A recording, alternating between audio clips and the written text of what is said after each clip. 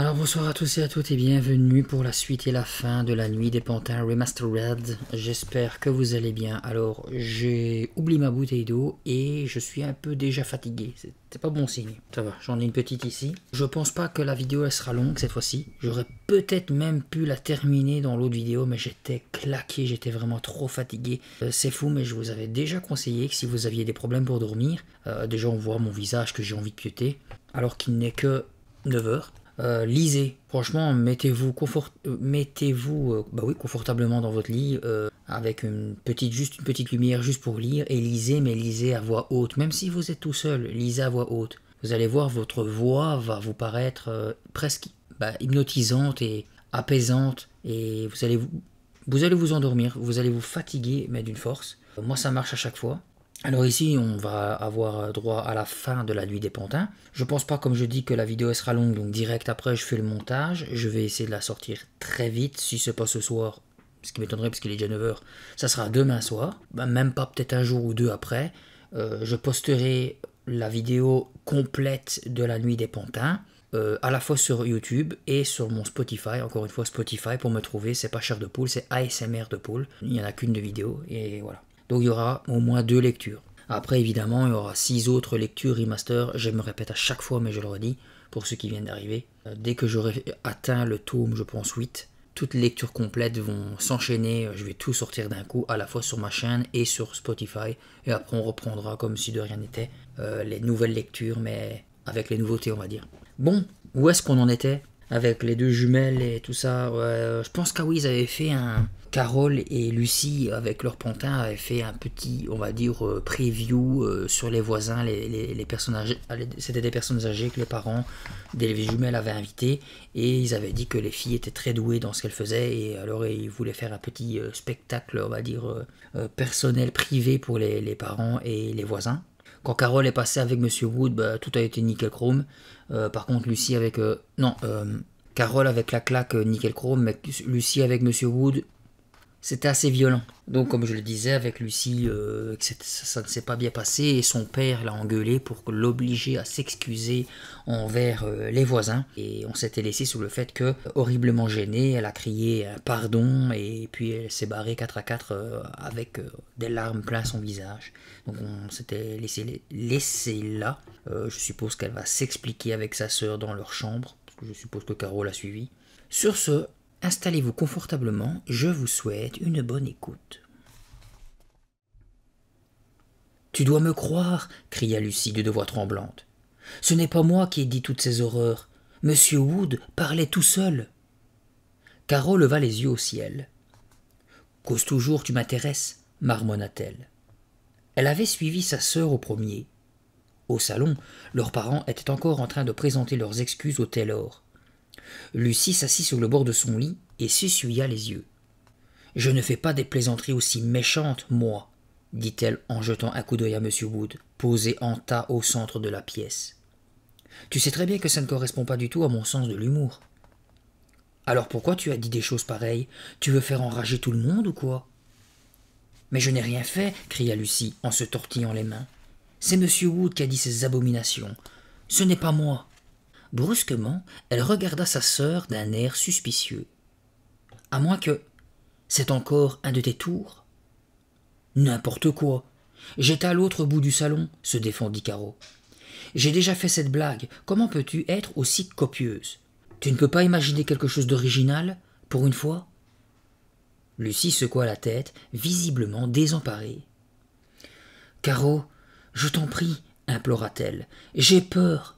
J'ai vraiment peur. » « Ouais, sûrement, » s'exclama sarcastiquement sa sœur. « Moi aussi, j'en tremble de partout. »« Ouah ! Tu voulais me montrer que toi aussi tu sais jouer des mauvais tours, pas vrai ?»« Ferme-la » hurla Lucie, tandis que ses yeux s'emplissaient à nouveau de larmes. « C'est facile de pleurer. Mais moi, ça ne me trompe pas une minute, et ça ne trompera pas non plus papa et maman. » Caro se tourna pour attraper Clac-Clac et le balança par-dessus son épaule. Enjambant M. Wood, elle sortit de la chambre. Dans les coulisses de la salle des fêtes, la chaleur était insupportable.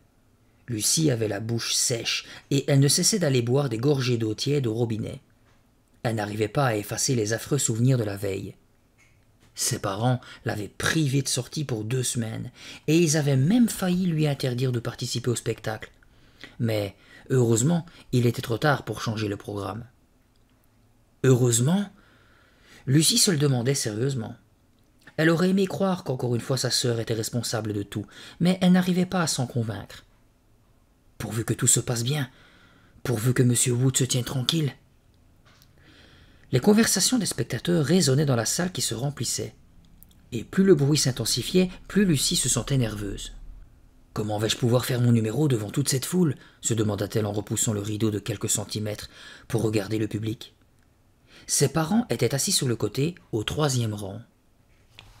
Lucie s'aperçut qu'elle avait les mains glacées, et de nouveau sa gorge était sèche. Elle se dépêcha d'aller boire une dernière gorgée d'eau, puis ramassa M. Wood sous la table où elle l'avait laissé. Brusquement, de l'autre côté du rideau, tout se calma. Le concert allait commencer. « Bonne chance !» lui cria Caro en courant pour rattraper le reste de la chorale. « Merci !» répondit faiblement Lucie. Elle redressa M. Wood et lissa sa chemise du plat de la main. « Tu as les mains moites ?» lui fit-elle articuler. « Pas de grossièreté ce soir, » dit Lucie sévèrement. Le pantin cligna des yeux, et Lucie sursauta. « Hé !» s'exclama-t-elle. Elle n'avait pas touché à la manette qui les contrôlait. Elle fut envahie d'une terreur qui dépassait largement le trac. « Peut-être que je ne devrais pas continuer, » pensa-t-elle en dévisageant intensément M. Wood, s'attendant à le voir à nouveau cligner des yeux. « Je devrais peut-être dire que je suis malade et que nous ne pouvons pas faire notre numéro. »« Tu te sens nerveuse ?» murmura une voix. « Hein ?»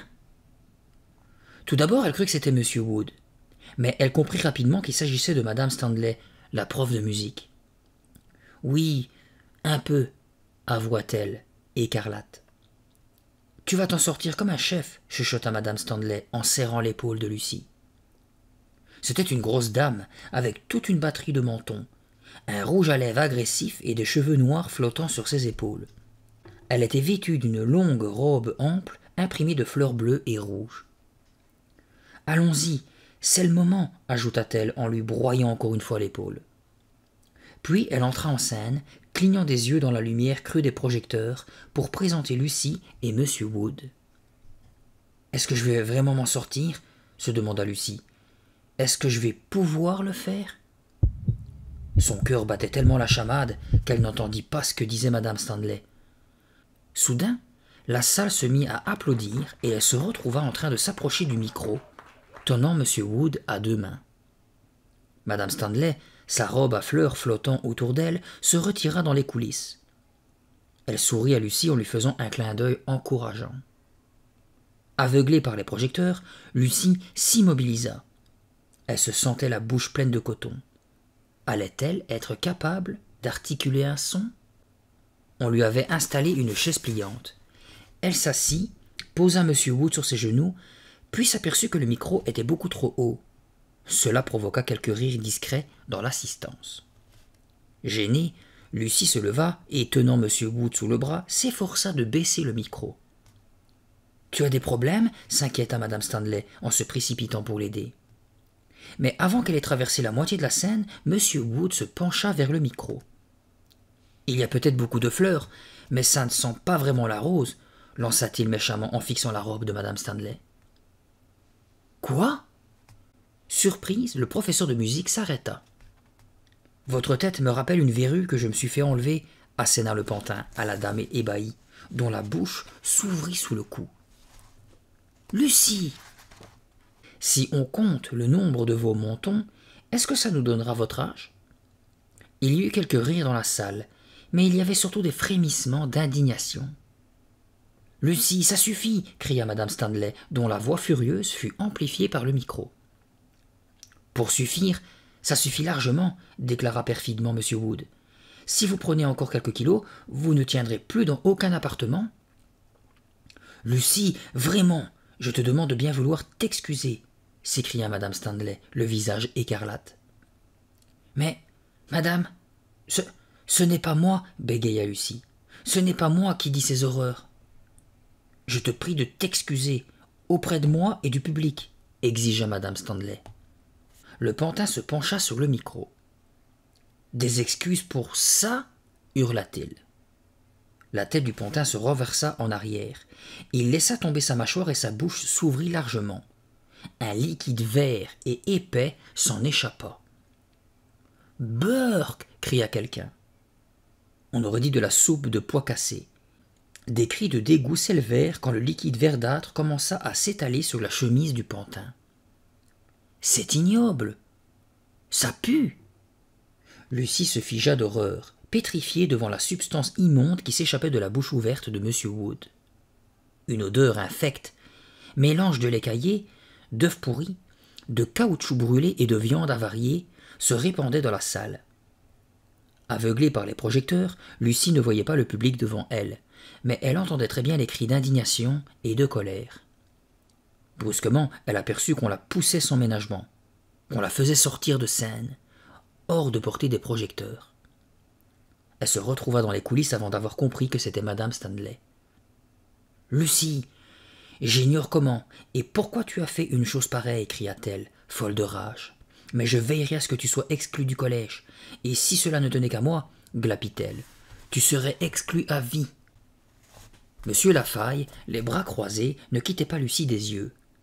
Elle venait de plier M. Wood en deux et elle le rangeait tout au fond de l'étagère, comme son père le lui avait ordonné.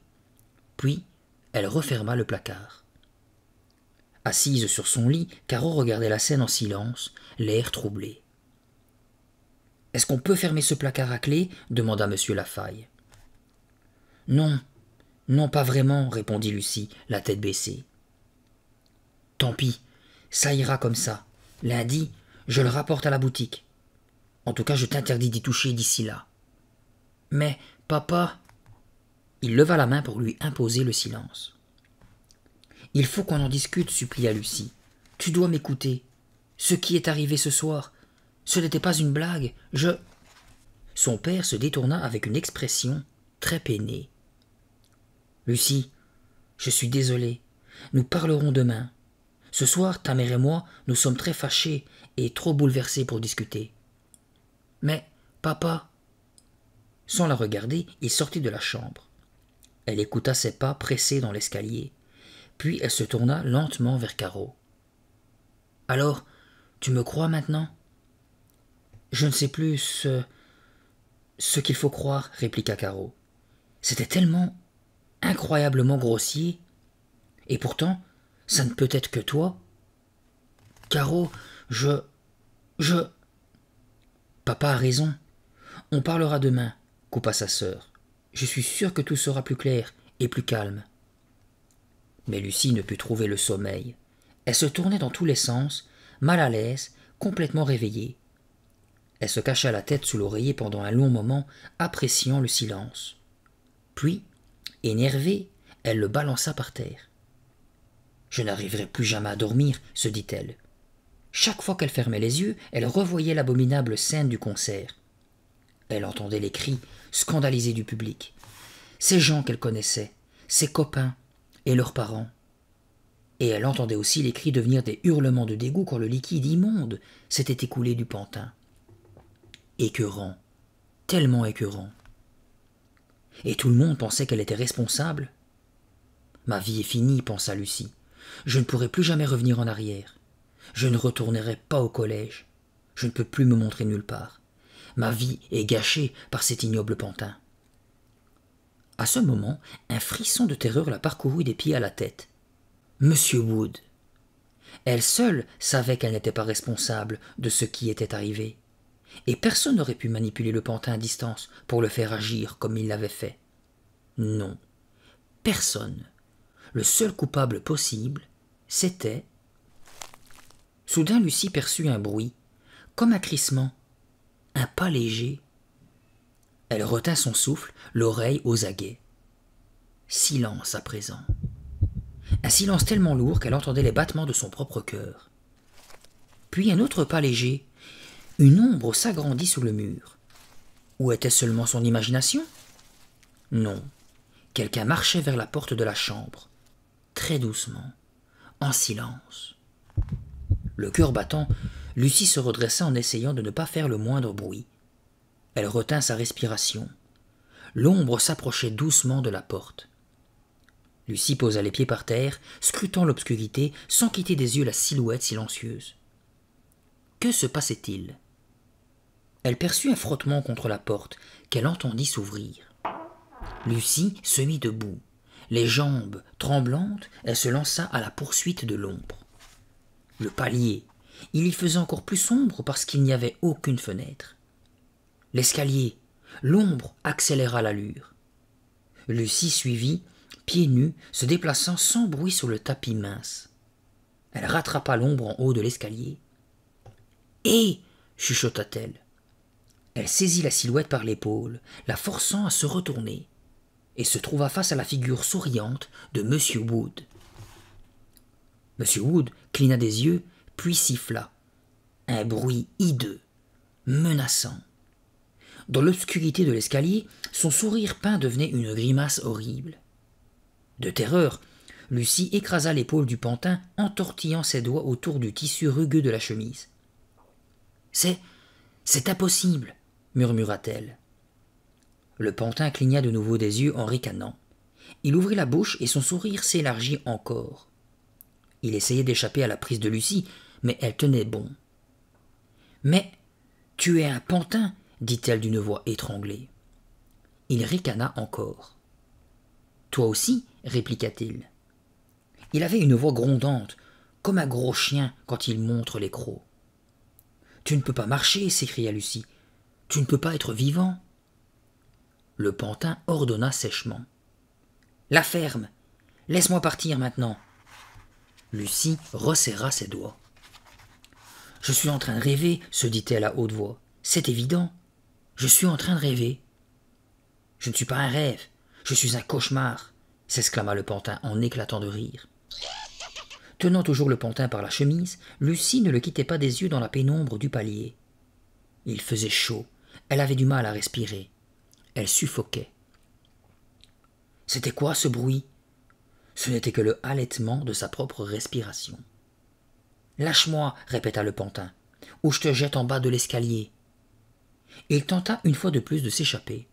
« Non, cria Lucie en raffermissant sa prise. Je vais te remettre dans le placard. » Le pantin se mit à rire, puis approcha son visage peint de celui de Lucie. « Tu ne peux pas me garder là-dedans.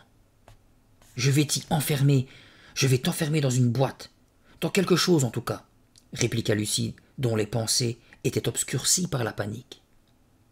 Elle sentait l'obscurité l'envelopper, l'écrasant de tout son poids.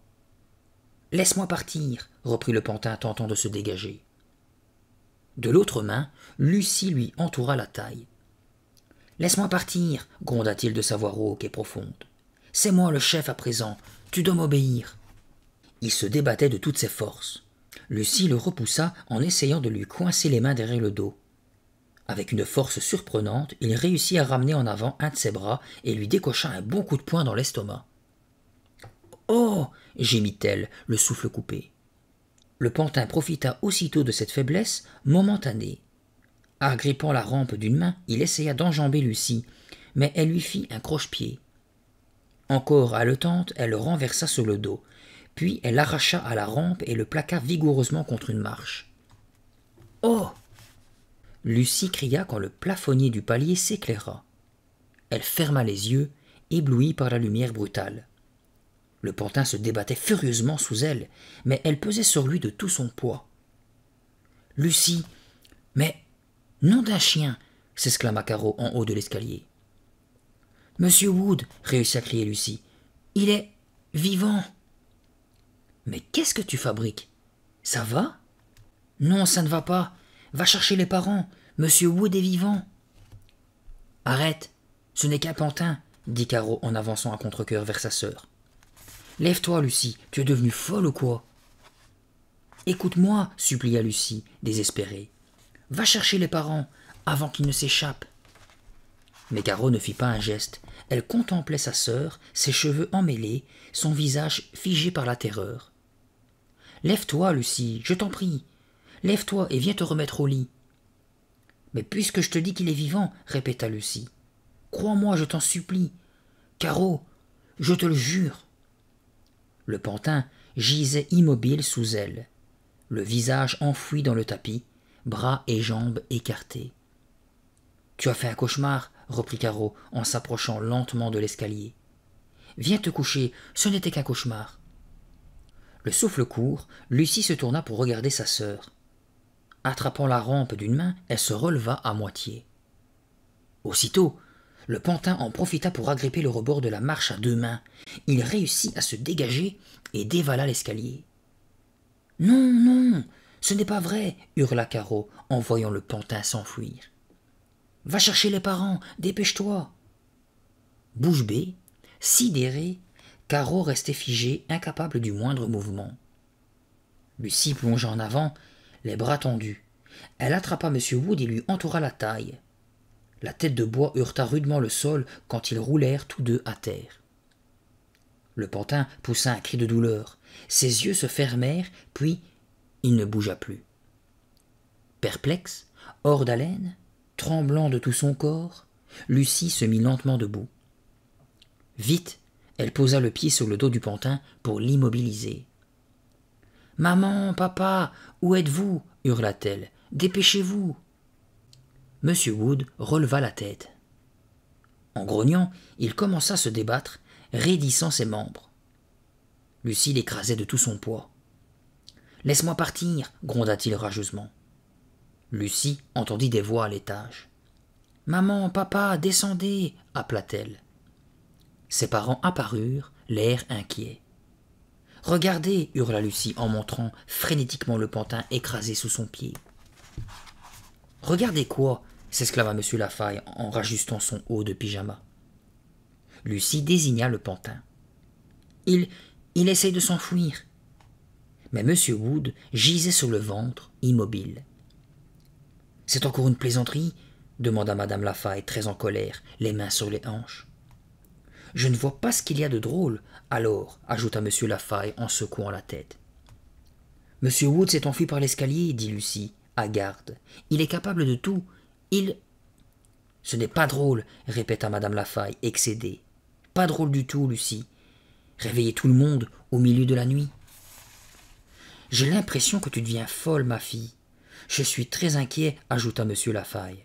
« Après ce qui s'est passé hier soir... » Lucie se pencha pour ramasser M. Wood. Le tenant aux épaules, elle le secoua vigoureusement. « Écoutez-moi, » cria-t-elle. « Il marche, il court, il parle, il est vivant. » Elle cessa de secouer le pantin et le laissa retomber en tas sur le sol, inanimé. « Je crois qu'il va falloir consulter d'urgence un médecin, » dit M. Lafaille, l'air extrêmement préoccupé. « Non, moi aussi je l'ai vu, » intervint Caro, volant au-dessus de sa sœur.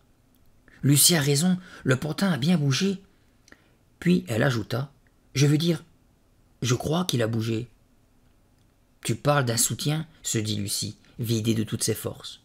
« Est-ce encore une blague idiote ?» demanda Mme Lafaille avec colère. « Après ce qui s'est passé hier soir au collège, il me semble que ça suffit. »« Mais, maman, » commença Lucie en contemplant le petit tas à ses pieds. « Au lit !» coupa Mme Lafaille. « Demain, il n'y a pas classe. Nous aurons tout le temps de discuter de la façon de vous punir toutes les deux. »« Moi ?» cria Caro, hors d'elle. « Qu'est-ce que j'ai fait ?»« Maman, on dit la vérité, » insista Lucie. « Je ne comprends toujours pas cette plaisanterie, » dit M. Lafaille en hochant la tête. « Pour qui nous prenez-vous ?»« Au lit, toutes les deux, et tout de suite, » ordonna leur mère. « Et rangez-moi ce pantin immédiatement. » Elle disparut avec son mari. Caro regarda d'un air désolé sa sœur ramener M. Wood dans leur chambre. « Tu me crois, toi ?» lui demanda Lucie, en jetant le pantin sur son lit. « Oui, oui, » répliqua Caro, en regardant le pantin, perplexe. Lucie le regarda, elle aussi. Elle le vit cligner des yeux et se redresser lentement. « Oh !» Elle poussa un cri de panique et l'attrapa au collet. « Caro, dépêche-toi, il recommence à bouger. »« Qu'est-ce que tu veux qu'on fasse ?»« Je ne sais pas, répondit Lucie, tandis que le pantin ruait des 4 membres sur le tapis, essayant de se libérer des 2 mains qui lui serraient le cou. Il faut qu'on... Vous ne pouvez rien faire du tout, trancha M. Wood. Désormais je suis le maître. Je suis de nouveau vivant. Vivant. Mais pourquoi l'interrogea Lucie, qui n'en croyait pas ses yeux. Après tout, tu n'es qu'un pantin et... Il renifla avec mépris. C'est toi qui m'as redonné la vie, déclara-t-il de sa voix rauque. Tu as lu la vieille formule. La vieille formule? De quoi parlait-il donc? Et soudain, Lucie se souvint. Elle avait lu les mots étranges qui étaient écrits sur le papier rangé dans la poche du pantin. « Me voilà de retour parmi les vivants. Merci, » gronda celui-ci. « Dorénavant, ta sœur et toi, vous serez mes servantes. » Tandis qu'elle contemplait, horrifiée, le pantin souriant, une idée germa dans l'esprit de Lucie. Le papier, elle le lui avait remis dans la poche. Si je lis la formule à l'envers, pensa-t-elle, il se rendormira peut-être. Elle attrapa M. Wood à pleine main. Il essaya de se dérober, mais elle fut plus rapide que lui et réussit à récupérer le papier jaune. « Donne-moi ça !» hurla-t-il. Il bondit pour l'attraper, mais il était trop petit. Elle le déplia rapidement et lut à haute voix les mots étranges en commençant par la fin. Carono, Molonou, Loma, Odona, Marie, Caro. Les 2 sœurs observaient le pantin, s'attendant à le voir défaillir. Mais il agrippa une chaise et rejeta la tête en arrière. « C'est la formule du vieux sorcier pour me rendre la vie, » proclama-t-il avec un rire méprisant. « Même à l'envers, ce n'est pas ça qui me détruira. » Le détruire? Oui, pensa Lucie, déterminée. Elle jeta le papier avec dégoût. On n'a pas le choix. Il faut qu'on le détruise, Caro. Hein? Caro avait l'air ébahi. Lucie saisit le pantin sous les aisselles. Je vais le tenir, et toi, tu lui arracheras la tête. Caro dut reculer pour éviter les coups de pied de M. Wood. Je ne le lâcherai pas, répéta Lucie. Prends-lui la tête et tire fort. T'es sûr? Caro hésitait, le visage crispé par la peur. Mais oui, vas-y, fais-le. Caro lui attrapa la tête. Laissez-moi partir, cria le pantin. Tire, hurla Lucie à sa sœur terrifiée. Caro serra la tête du pantin entre ses 2 mains. Soufflant bruyamment, elle tira de toutes ses forces. La tête ne vint pas. M. Wood eut un petit rire au perché. « Arrêtez, vous me chatouillez !»« Plus fort !» ordonna Lucie. Caro était écarlate. Elle resserra sa prise et tira de nouveau avec toute son énergie. Le pantin ricana de façon désagréable. « Ça ne veut pas venir !» soupira-t-elle. « Dévisse-la !» suggéra Lucie. Le pantin se débattait frénétiquement et il réussit à balancer un coup de pied dans l'estomac de Lucie. Mais elle tint bon. « Vas-y, dévisse-lui la tête !» cria-t-elle. Caro essaya. Le pantin ricana de plus belle. « Ça ne tourne pas !» Elle lâcha prise et recula d'un pas. M. Wood se redressa et fixa Caro. « Tu ne peux pas me briser, je suis indestructible !»« Qu'est-ce qu'on va faire ?» cria Caro en regardant sa sœur. « Mettons-le dans le placard, comme ça on aura le temps de réfléchir, » répondit Lucie. « Vous n'avez pas besoin de réfléchir, vous êtes mes esclaves, » intervint le pantin. « Vous ferez tout ce que je vous demande. Désormais c'est moi qui commande. »« Pas question, » marmonna Lucie en secouant la tête. « Et si nous décidons de ne pas t'obéir ?» demanda Caro. Le pantin lui lança un regard plein de colère. « Alors, je commencerai à faire du mal à ceux que vous aimez, » répliqua-t-il tranquillement. « Vos parents, vos amis, ou peut-être ce chien immonde qui m'aboie toujours dessus. » Il rejeta la tête en arrière et un rire diabolique s'échappa de ses lèvres de bois. « Vous ne pouvez pas vous débarrasser de moi, » répéta-t-il. « Ne me mettez pas en colère, je suis trop puissant. Je vous préviens, je commence à en avoir assez de vos tentatives idiotes pour me faire du mal. » « Le placard ne ferme pas à clé, tu t'en souviens ?» cria Lucie en s'efforçant de maintenir le pantin qui se débattait toujours. « Oh, attends, qu'est-ce que tu dis de ça ?» fit Caro en sortant une vieille valise du placard. Parfait, approuva Lucie. Père de crétine, les injuria M. Wood, vous commencez à devenir pénible.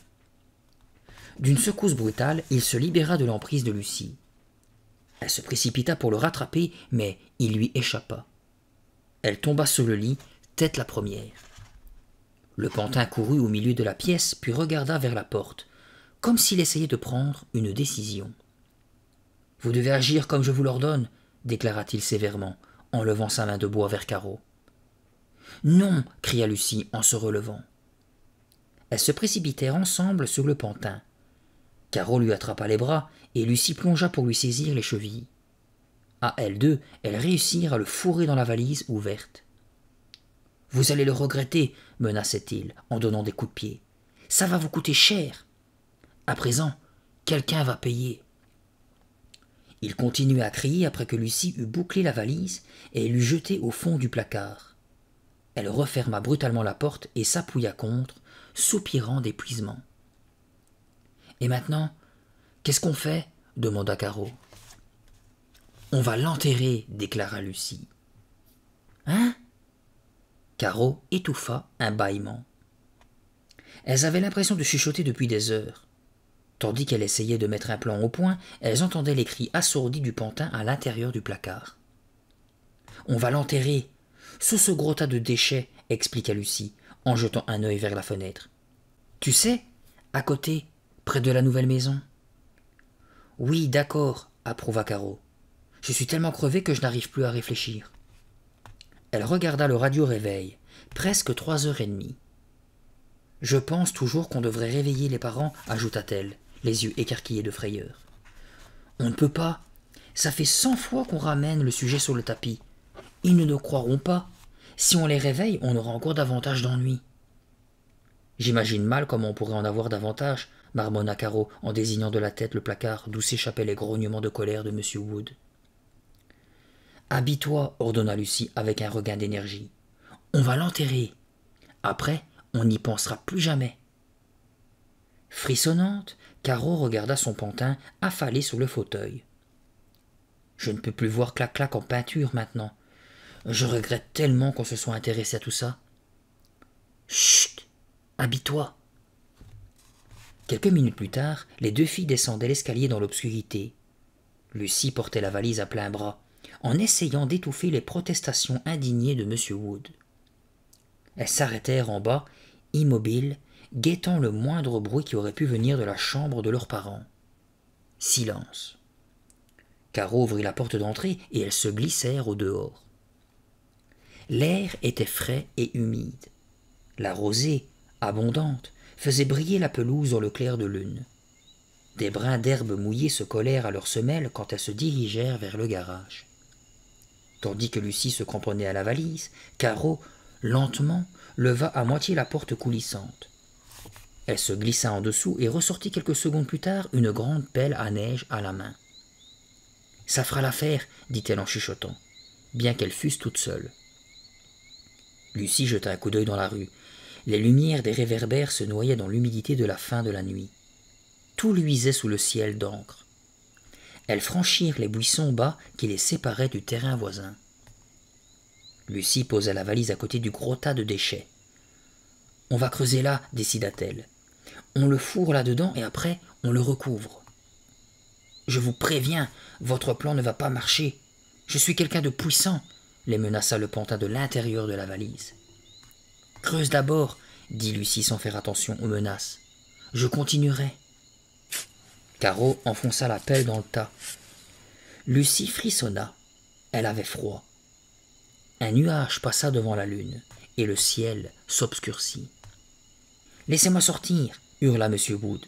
« Si vous me délivrez maintenant, vous ne serez pas puni trop sévèrement. »« Creuse plus vite !» chuchota impatiemment Lucie. « Je fais ce que je peux !» haleta Caro. Elle avait déjà fait un bon trou carré à la base du monticule. « Faut creuser encore plus profond, tu crois ?»« Oui, » répondit Lucie. « Surveille la valise, je te remplace. » Quelque chose détala bruyamment près des buissons bas. Lucie leva les yeux et cria en voyant une ombre s'enfuir. Ce doit être un chat, murmura Caro en frissonnant. On enterre Monsieur Wood comme ça, ou on le sort d'abord? Tu crois que maman s'apercevra de la disparition de la valise? Caro secoua la tête. On ne s'en sert jamais. Alors on l'enterre dedans, décida Lucie. Ce sera plus facile. Vous le regretterez, cria le pantin. La valise bascula et dégringola au fond du trou. J'ai tellement sommeil, marmonna Caro. Elle se débarrassa de ses chaussettes et se glissa sous les couvertures. Moi je suis bien réveillée, constata Lucie, assise au bord de son lit. Je suppose que c'est parce que je suis heureuse, heureuse d'être débarrassée de cette créature du diable. Tout ça est tellement bizarre, dit Caro en tapant son oreiller. Je n'en veux pas du tout aux parents de n'y avoir pas cru. Même moi je ne suis pas sûre d'y croire. Tu as remis l'appel en place? Demanda Lucie. Caro hocha la tête. Oui, répondit-elle en bâillant. Et tu as fermé la porte du garage? Chut, je dors. Au moins on n'a pas classe demain, on peut se lever tard. Oh, moi j'ai vraiment pas sommeil, constata Lucie. Je me sens tellement vidée. C'était comme un cauchemar ignoble. Je me dis que... Caro? Caro, tu dors? Pas de réponse. Sa sœur était endormie. Lucie contempla le plafond. Elle tira les couvertures jusqu'à son menton. Elle avait encore froid. Elle n'arrivait pas à se débarrasser de l'humidité pénétrante du petit matin. Au bout d'un moment, ses pensées tourbillonnant autour des événements de la nuit, elle finit par s'assoupir. Ce fut un grondement de moteur qui la réveilla à 8h30. En s'étirant et en se frottant les yeux, elle se dirigea d'un pas mal assuré vers la fenêtre. Le ciel était gris. 2 énormes rouleaux compresseurs aplanissaient le terrain d'à côté, derrière la nouvelle maison. Je me demande s'ils vont aplatir ce gros tas de déchets, pensa Lucie. Pour nous, ce serait excellent. Elle sourit. Elle n'avait pas dormi très longtemps, mais elle se sentait reposée. Caro dormait encore à poings fermés. Après avoir enfilé sa robe de chambre, Lucie sortit de la chambre sur la pointe des pieds. « Bonjour, maman, dit-elle gaiement en entrant dans la cuisine. Madame Lafaille se retourna pour lui faire face. Lucie fut surprise par son expression fâchée. Elle suivit le regard de sa mère. « C'est pas vrai !» cria-t-elle. Monsieur Wood était installé sur un tabouret, les mains sur les genoux. Ses cheveux, ses joues et son front étaient maculés de poussière rouge brique. Horrifiée, Lucie enfouit son visage entre ses mains. « Je croyais t'avoir dit de ne plus jamais descendre ce truc ici, » la gronda madame Lafaille. « Mais qu'est-ce qu'on va faire de toi, ma pauvre fille ?» ajouta-t-elle en se tournant avec fureur vers l'évier. Le pantin fit un clin d'œil assorti d'un sourire démoniaque. Tandis que Lucie contemplait, atterrée, le pantin souriant, monsieur Lafaille apparut dans l'encadrement de la porte. « Tu es prête ?» demanda-t-il à sa femme. Madame Lafaille suspendit le torchon et se tourna vers lui, tout en lissant une mèche de cheveux. « Oui, je vais chercher mon sac, » dit-elle en sortant de la cuisine. « Où est-ce que vous allez ?» cria Lucie d'une voix paniquée, sans quitter des yeux le pantin sur son tabouret. « On va faire quelques courses, » répondit son père. Il entra dans la pièce et regarda par la fenêtre. « On dirait qu'il va pleuvoir. »« N'y allez pas, » supplia Lucie. Il se tourna vers elle. « Hein ? Je vous en prie, n'y allez pas. » Le regard de son père s'arrêta sur le pantin. « Hé, qu'est-ce qu'il fabrique ici ?» demanda-t-il avec colère. « Je croyais que tu voulais le rapporter au magasin, » inventa Lucie, en toute hâte. « Pas avant lundi, ils sont fermés pendant le week-end. » Le pantin cligna des yeux, mais monsieur Lafaille ne remarqua rien. « Vous devez vraiment sortir maintenant ?» demanda Lucie, d'une toute petite voix. Avant que son père ait le temps de répondre, madame Lafaille apparut sur le seuil. « Tiens, attrape, » dit-elle en lui lançant les clés de la voiture. « Allons-y avant de se faire tremper. » Monsieur Lafaille se dirigea vers la porte. « Pourquoi ne veux-tu pas qu'on sorte ?»« Le pantin, » commença-t-elle. Mais elle savait que c'était désespéré. Il n'écouterait pas, il ne la croirait pas. « C'est pas grave, » marmonna-t-elle. « Quelques secondes plus tard, elle entendait la voiture démarrer. Ils étaient partis. Et elle était toute seule dans la cuisine avec ce pantin diabolique. Monsieur Wood se tourna lentement vers elle en faisant pivoter le tabouret. L'air fâché, il ne la quittait pas des yeux. « Je t'avais prévenu, gronda-t-il. Cookie entra dans la cuisine, ses griffes crissant bruyamment sur le linoléum. Il avait le nez au sol, à la recherche des miettes qui auraient pu tomber pendant le petit déjeuner. « Cookie, où étais-tu » demanda Lucie, contente d'avoir de la compagnie. « Il était en haut, en train de me réveiller, » répondit Caro en entrant à son tour dans la cuisine, les yeux rouges de sommeil. Elle était vêtue d'un short de tennis et d'une liquette rose sans manches. « Quel idiot ce chien !» Cookie les ignora et vint flairer le sol sous le tabouret de M. Wood. C'est alors que Caro l'aperçut. « Oh, non !»« Oh, si !» railla le pantin. « Je suis revenu, et je suis très mécontent de votre conduite. » Caro se tourna vers Lucie, bouche bée de surprise et de terreur. Lucie ne quittait pas le pantin des yeux. « Qu'est-ce qu'il a l'intention de faire ?» se demanda-t-elle. « Comment est-ce que je peux le coincer ?» L'enterrer n'avait pas suffi. Il avait réussi à s'échapper de la valise et à refaire surface. Y avait-il un moyen d'en venir à bout? Souriant plus que jamais, M. Wood sauta à terre, ses semelles résonnant sur le lino. « Je suis très mécontent de vous, » répéta-t-il de sa voix grondante. « Qu'est-ce que tu vas faire » cria Caro, soudain très pâle. « Je vais vous punir. Il faut bien que je vous prouve que je suis sérieux. »« Attends » cria Lucie. Mais M. Wood se déplaçait rapidement. Il se jeta sur Cookie et lui attrapa le cou à 2 mains. Le pantin resserra son étreinte et le chien terrifié se mit à gémir de douleur. « Je vous ai prévenu, » gronda M. Wood sans se soucier des cris du petit terrier. « Vous m'obéissez ou l'un après l'autre, ceux que vous aimez vont souffrir. »« Non » s'exclama Lucie.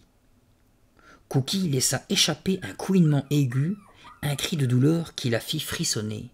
« Lâche Cookie » hurla-t-elle. Le pantin ricana. Cookie hoqueta au bord de l'asphyxie. Incapable d'en supporter davantage, les filles se jetèrent sur le pantin.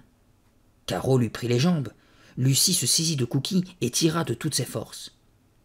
Cookie traîna le pantin par terre, mais les mains de bois tenaient fermement le chien par le cou. Les couinements de Cookie s'assourdissaient de plus en plus, au fur et à mesure que l'air lui manquait. « Lâche-le, lâche-le » hurla Lucie. Elle encercla énergiquement les poignets du pantin. D'une traction brutale, elle écarta les 2 mains de bois. Cookie tomba par terre, la respiration sifflante. Il détala vers un coin de la pièce, ses pattes dérapant sur le sol lisse. « Tu vas me le payer » grommela le pantin. S'arrachant à la prise de Lucie, il lui décocha un coup brutal en plein front. Elle cria de douleur et porta les mains à la tête. Derrière elle, Cookie se remit à aboyer. « Lâche-moi » exigea M. Wood en se tournant vers Caro, qui lui tenait toujours les jambes. « Pas question » cria-t-elle. « Lucie, reprends-lui les bras !» La tête bourdonnante, Lucie plongea pour attraper de nouveau le pantin. Mais il baissa brusquement la tête et planta ses mâchoires de bois dans son poignet.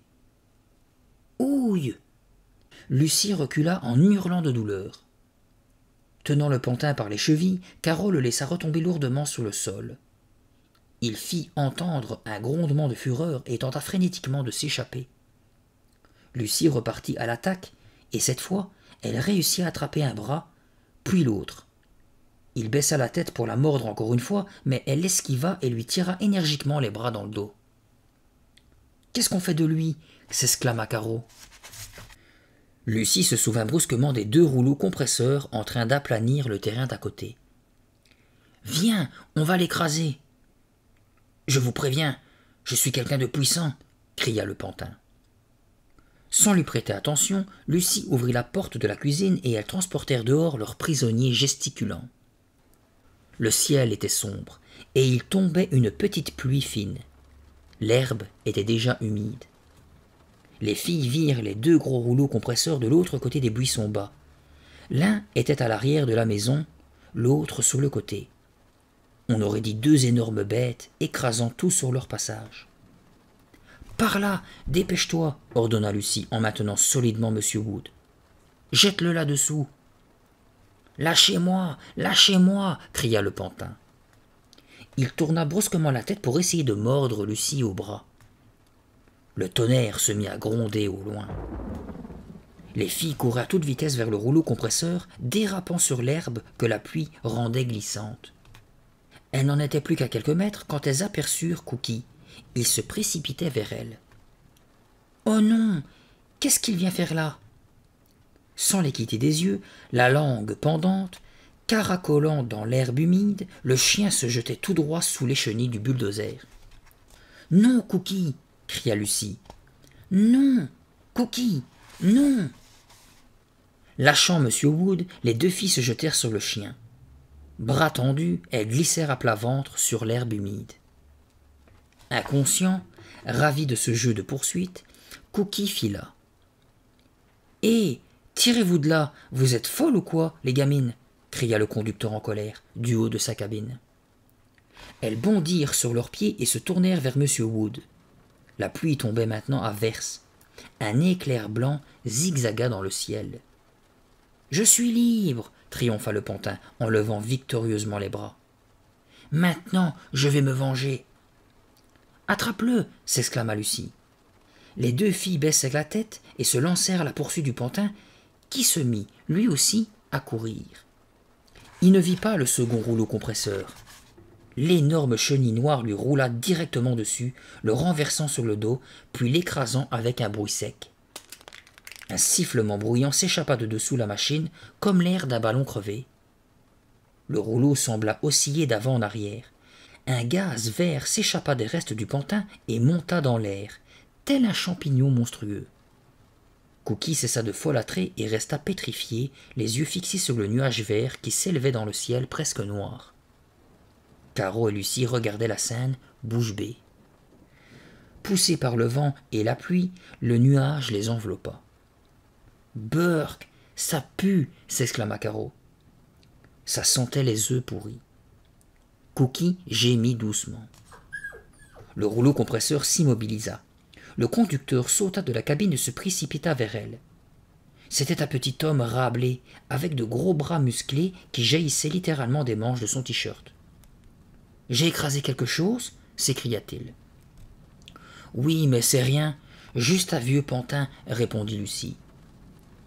L'homme poussa un soupir de soulagement, puis il se pencha pour regarder sous sa roue. Les filles s'approchèrent pour voir les restes du pantin, le corps aplati dans son jean et sa chemise de flanelle. Le conducteur se redressa et s'essuya le front d'un revers de manche. « Eh bien, je suis navré, dit-il. Je n'ai pas pu m'arrêter à temps. »« C'est pas grave, répliqua Lucie en lui faisant un grand sourire.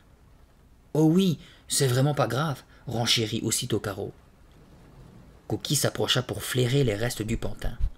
« Au fait, ajouta le conducteur en changeant de ton, qu'est-ce que vous fabriquez sous la pluie, les filles ?» Caro haussa les épaules. Lucie hocha la tête. « Nous ? Oh, on promène le chien. » L'homme ramassa le pantin écrabouillé, la tête était littéralement pulvérisée. « Vous le voulez quand même ?» demanda-t-il. « Oh non, vous pouvez le mettre à la poubelle, » répliqua Lucie. « Vous feriez bien d'aller vous mettre à l'abri, » dit-il. Les filles échangèrent un sourire de bonheur, soulagées. Elles s'essuyèrent les pieds sur le paillasson, puis ouvrirent la porte de la cuisine. Cookie entra le premier. « Ouah, quelle matinée !» s'exclama Caro. Un éclair blanc zébra le ciel et le tonnerre éclata quelques secondes plus tard. « Je suis trempée, » dit Lucie, tout sourire. « Je monte me changer. »« Moi aussi. » Caro suivit sa sœur. En entrant dans leur chambre, elles trouvèrent la fenêtre grande ouverte, les rideaux battant au vent, la pluie frappant le sol. « Oh zut !» s'exclama Lucie en se précipitant pour la refermer. Quand elle se pencha pour saisir la poignée, Clac-Clac se redressa et l'attrapa par le bras. « Hé, l'esclave, est-ce que ce type est enfin parti ?» demanda le pantin d'une voix grondante. J'ai bien cru qu'il ne s'en irait jamais. Et voilà comment se termine la nuit des pantins. Si vous êtes toujours réveillé, elle était cool. C'est vraiment tout ce qui est momie, loup-garou, pantin, etc. Ce sont des choix d'histoire. J'aime bien. Ça n'a rien à voir avec les éponges ou les pommes de terre vivantes sous l'évier. Enfin, c'était une histoire assez stupide. Ou alors le monstre qui était allergique aux enfants de 12 ans. Enfin, pire fin ever. Mais tout ce qui est créature fantastique connue, ça c'est cool. J'ai les yeux qui tombent, j'ai vraiment envie de pioter. J'ai commencé à 9h et il est 10h, ça fait 1 heure que je lis. Je suis fatigué, j'ai faim en plus. J'espère que l'histoire vous a replu, ou plu si c'est la première fois que vous l'écoutiez. N'oubliez pas, il y aura dans 2 jours même pas la complète édition, on va dire l'histoire complète, sur ma chaîne et sur la Spotify. Si cette histoire vous a plu, likez, partagez, abonnez-vous pour ne rater aucune autre vidéo et commentez, ça me fait toujours extrêmement plaisir. La prochaine fois, nous allons lire le tome numéro 3 de nouveau en mode remaster, dangereuse photo. Hein, vous voyez déjà bien comme ici. Sur ce, je vous dis bonne nuit. Monsieur Wood, non, mais clac clac oui, parce que lui est toujours vivant. Je vous fais des bisous. À la prochaine. Bye bye.